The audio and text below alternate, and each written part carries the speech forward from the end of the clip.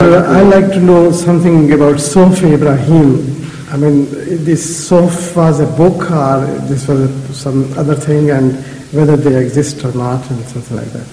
Sohof Ibrahim, the word kitab and Sohof are differently used, and as far as my study is concerned,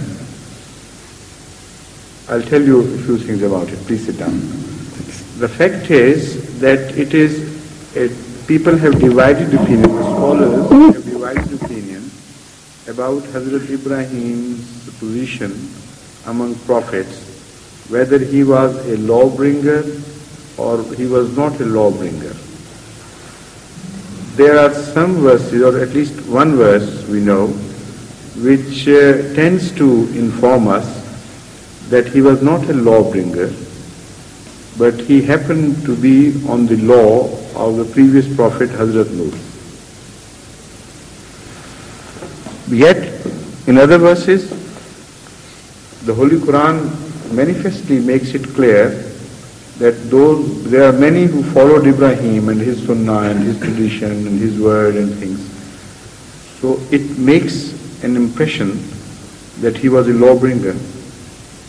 So to solve this dilemma, I further investigated, and I have come to a conclusion myself that part of Hazrat Ibrahim's life was as a follower prophet of the earlier prophet Hazrat Nuh, and he was not revealed any law unto himself.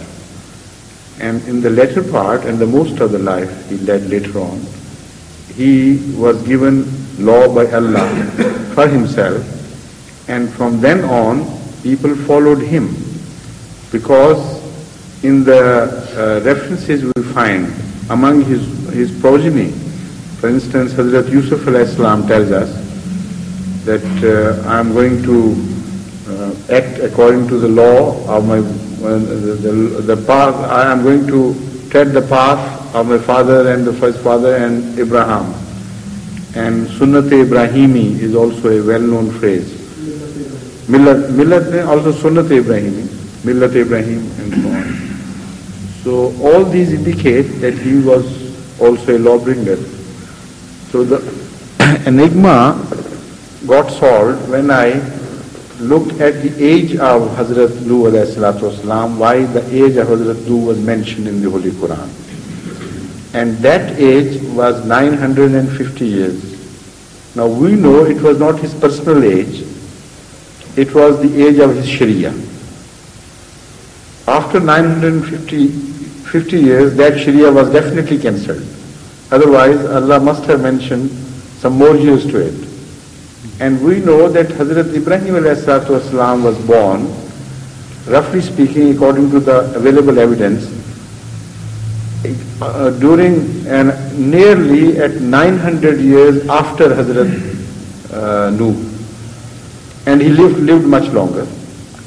But he reached maturity and the age of prophethood within the period when the Shariyah of Hazrat Nuh was not yet cancelled out.